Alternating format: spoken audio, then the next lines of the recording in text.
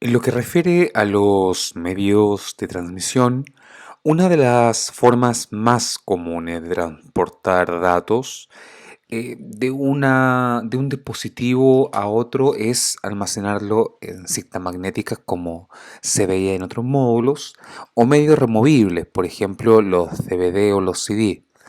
Transportar físicamente la cinta o los discos a la máquina de destino y leerlos de nuevo es una solución muy tradicional. Aunque este método no es tan sofisticado como usar un satélite de comunicación de órbita, a menudo es mucho más rentable, en especial para las aplicaciones en las que el ancho de banda es muy alto o el costo por bit de transporte también es un factor clave. Nosotros vamos a ver un siguiente, un ejemplo matemático para que podamos entender esto. Una cinta, por ejemplo, estándar puede guardar 800 gigas.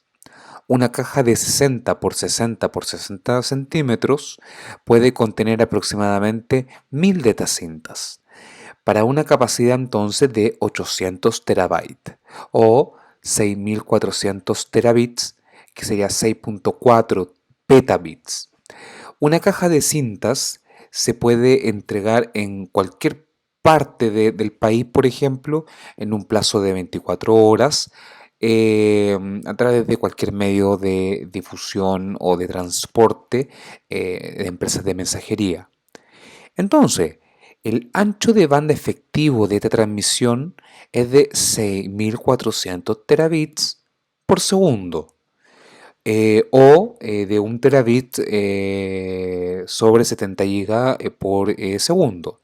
Si el destino solo está en una hora del camino por carretera, el ancho de banda se incrementa a 1700 gigabits.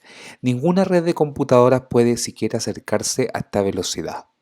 Claro que las redes se están haciendo cada vez más veloces, pero las densidades de la cinta también están aumentando. Entonces, por eso es importante los costos. Si analizamos el costo, obtenemos una imagen similar. El costo aproximado de una cinta es de mayor densidad de $40. Si se compra por mayor, los precios empiezan a bajar y transmitir esto por una red sería muy complicado. Entonces, por eso los medios magnéticos generalmente se ocupan para respaldos, no para transmisión. Siempre pensando en respaldo de grandes volúmenes de datos. Si la transferencia también es de gran volumen de datos, muy gran volumen de datos, por lo general también se hace a través de medios magnéticos. En el caso del par trenzado, aunque las características de ancho de banda de la cinta magnética son súper buenos, las características de retardo son deficientes. El tiempo de transmisión se mide en minutos o horas y no en milisegundos. Para muchas aplicaciones se necesita una conexión en línea. Uno de los medios de transmisión más antiguos y todavía el más común es el par trenzado. Un par tensado consta de dos cables de cobre aislados. En el caso de la figura tenemos un par tensado categoría 5. Eh, por lo general, estos cables son de 1 milímetro de grosor y los cables están trenzados en forma helicoidal, o sea, va uno enrollado en el otro y justo igual que una molécula de ADN, de hecho muy parecido. El trenzado se debe a que dos cables pareados constituyen una antena simple. Cuando se trenzan los cables, las ondas de distintos trenzados se cancelan, porque acuérdense de que los cables generan estática, generan calor y sobre todo radiación. Entonces puede ser que un cable pueda afectar lo que viaja por el otro. Entonces para eso se trenzan. Por lo general, una señal se transmite como la diferencia en voltajes entre el cable pareado y esto ofrece una mejor protección al ruido externo. Cuando hablamos de ruido no estamos hablando de ruido auditivo, estamos hablando de interferencia. La aplicación más común del par trenzado es el sistema telefónico. Casi todos los teléfonos se conectan a la central telefónica mediante un par trenzado y tanto las llamadas telefónicas como el acceso a ADSL a Internet se llevan a cabo mediante estas líneas.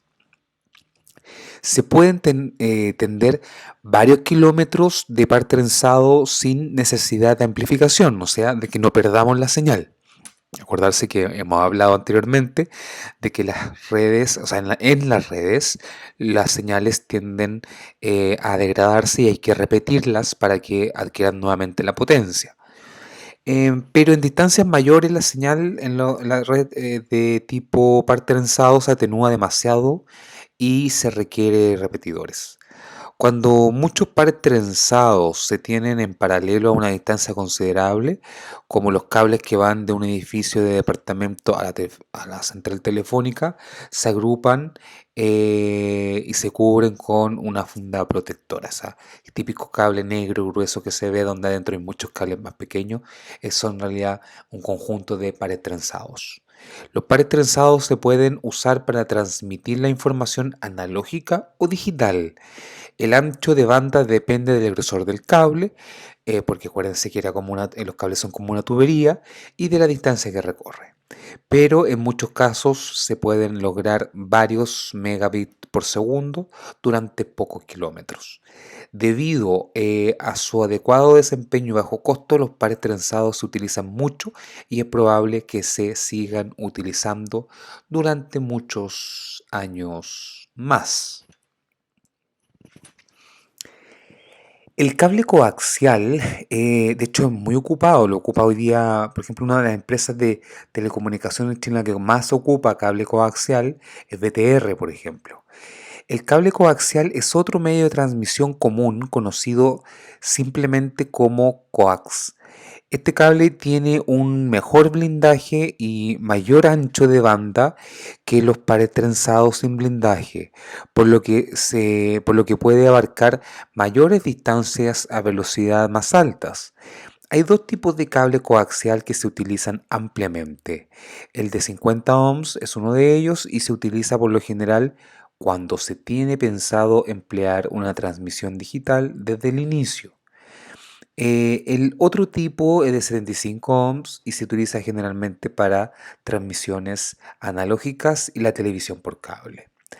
Esta distinción se basa en factores históricos más que técnicos, porque salió uno después del otro. A partir de la década de los 90, los operadores de televisión por cable empezaron a proveer acceso a Internet por cable, de modo que el cable de 75 ohms se ha vuelto más importante para las comunicaciones de los datos.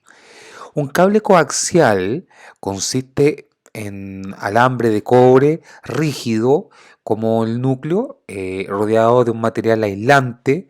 El aislante está formado de un conducto cilíndrico que por lo general es una malla de tejido fuertemente trenzado y el conductor externo está cubierto por una funda protectora de plástico, tal como podemos ver en la figura.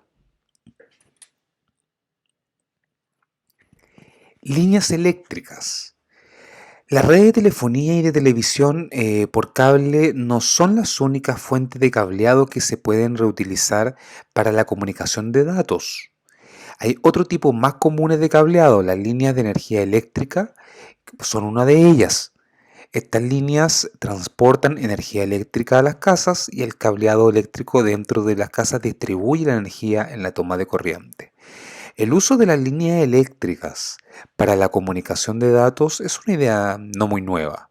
Las compañías de electricidad han utilizado las líneas eléctricas para comunicación de baja velocidad durante varios años, así como también en el hogar para controlar dispositivos. Por ejemplo, hay un estándar que es el X10 que se utiliza para aquello.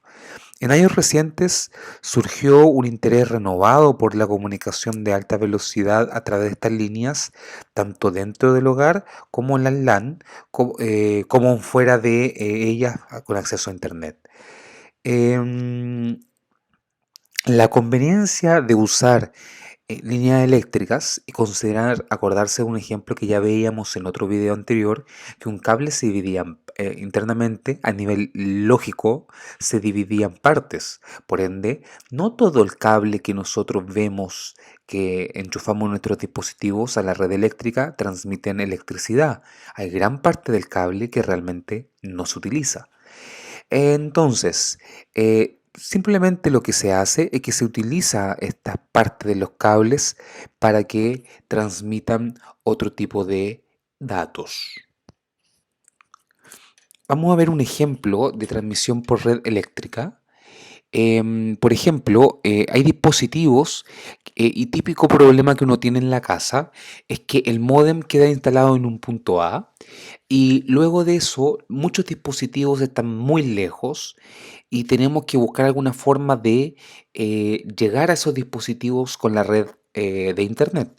Un ejemplo de eso o una solución a eso es transmitir la señal de Internet por el cable de la casa, por la red eléctrica. Entonces, por ejemplo, un dispositivo que ayuda a eso puede ser este de TP-Link, que son dos, es un par. En el primer, en el primero, en cualquiera de los dos, que son iguales, por ejemplo, el cable que sale del módem de la compañía de internet se enchufa a él. Esto se enchufa a la red eléctrica y lo que hace es que esto le entrega a la red eléctrica o hace uso de la red eléctrica para entregar el internet. Entonces, el otro dispositivo que es exactamente igual sale el cable y por ende este consume el internet de la red eléctrica y lo provee a los dispositivos. Aquí vemos una figura.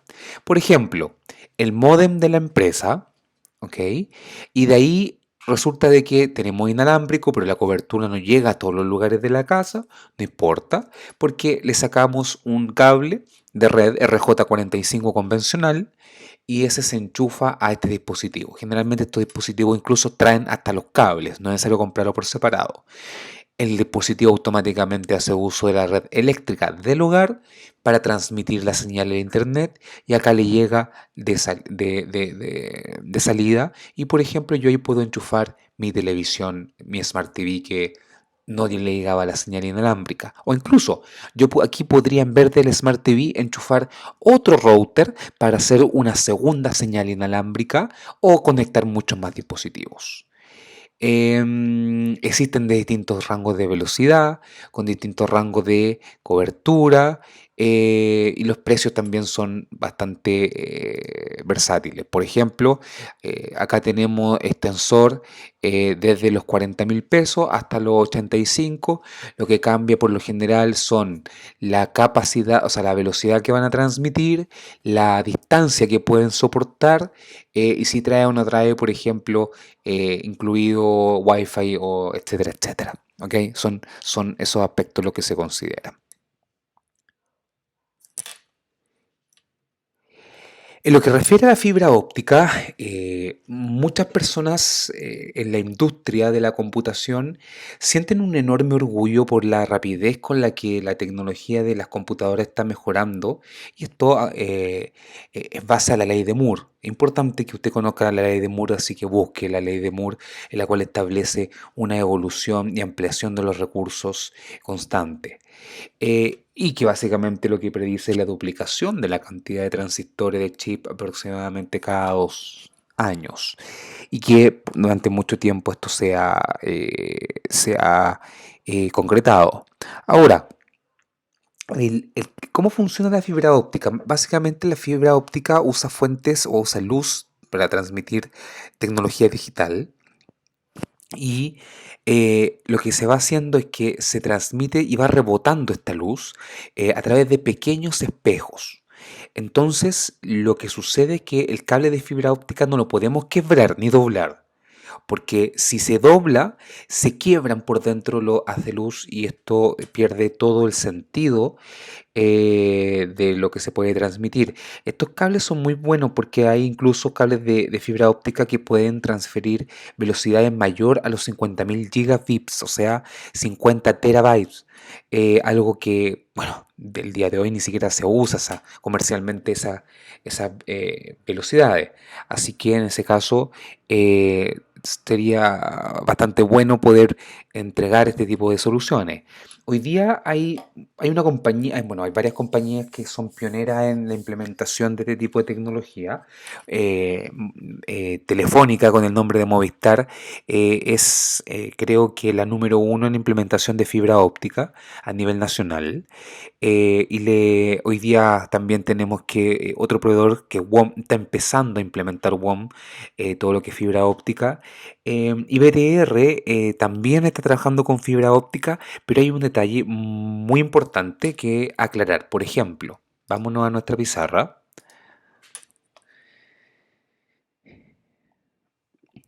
Por ejemplo, imaginemos que nosotros ya tenemos contratada una conexión en nuestro hogar.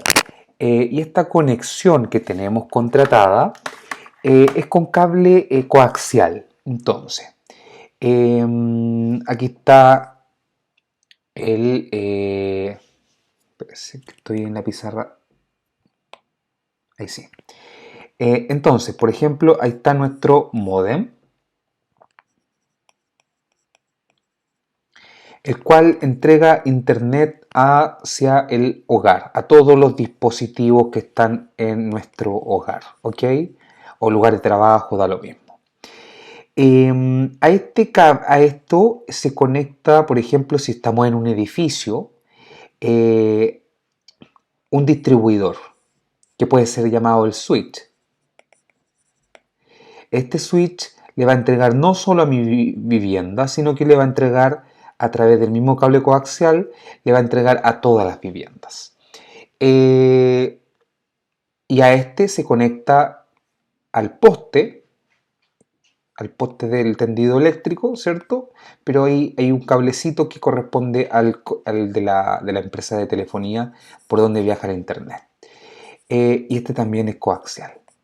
Imaginemos que el coaxial me puede dar velocidades y estabilidad para transmitir, vamos a usar números no reales, pero 100 megas por segundo.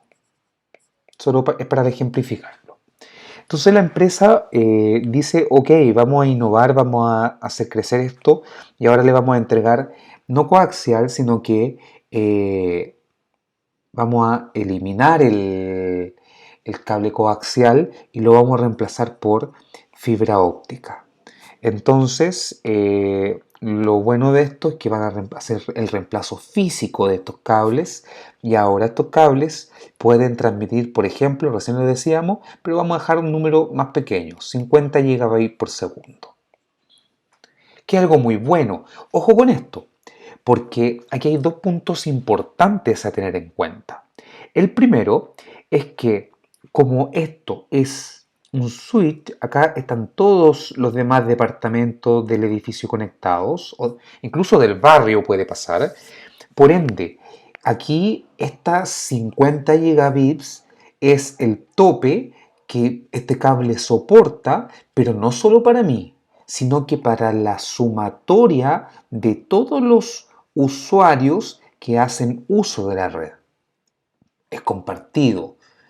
A nivel comercial no existen las redes, bueno, sí existen las redes dedicadas, pero tienen un valor mucho más grande y generalmente se ofrecen solamente a las empresas, no se le ofrecen a los clientes hogar.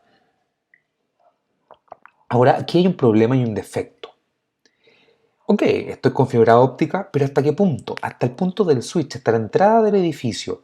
Porque generalmente lo que hacen las empresas es que no es primera vez que instalan algo en mi casa, no me cambian el trozo de cable ni el que está dentro del edificio a fibra óptica, siguen manteniendo el coaxial. Por ende, es como que vamos por una ruta que me aguanta 100 kilómetros por hora. Por ende, todos los autos van muy rápido, pero llega un punto en que esto se transforma en 30 kilómetros por hora. O sea, ese de ahí igual va a generar un atochamiento. Entonces, ojo con eso, con el tema de la fibra óptica. Tenemos, para que sea realmente efectiva la fibra óptica, tiene que ser reemplazada y utilizada en todo el segmento de la red. Eso es muy relevante, eso es importante. Como decía recién, las redes no son dedicadas. Es por eso que típico temblor, año nuevo o algún evento en la cual las personas todas empiezan a usar la telefonía móvil o la telefonía en general y las redes colapsan. Es porque las redes son una cañería y si todos empiezan a sacar agua de esa cañería al mismo tiempo, lo más probable es que a nadie le salga suficiente agua. Entonces es exactamente lo mismo. Muchas veces se escucha a usuarios inexpertos decir, pero ¿cómo es posible que se caiga la red o se caiga el servicio de telefonía en el año nuevo si yo estoy pagando para? Sí, tú estás pagando, pero estás pagando para hacer uso de un segmento, un trozo de esa red que la compañía lo que espera es que no todos los usuarios se conecten al mismo tiempo. Alguien puede decir, pero entonces la empresa tiene que invertir lo necesario para de que eso sea posible. Eso sería técnica y económicamente infactible, porque esa red nunca, exceptuando estos pics que son muy puntuales, nunca estaría usada en su totalidad al 100%. Y segundo, los costos aumentarían a tal nivel que los usuarios no querrían pagar. Entonces, es por eso que se trata siempre de hacer balanceos de carga y técnicas algorítmicas que no son parte ni de este módulo ni de este video.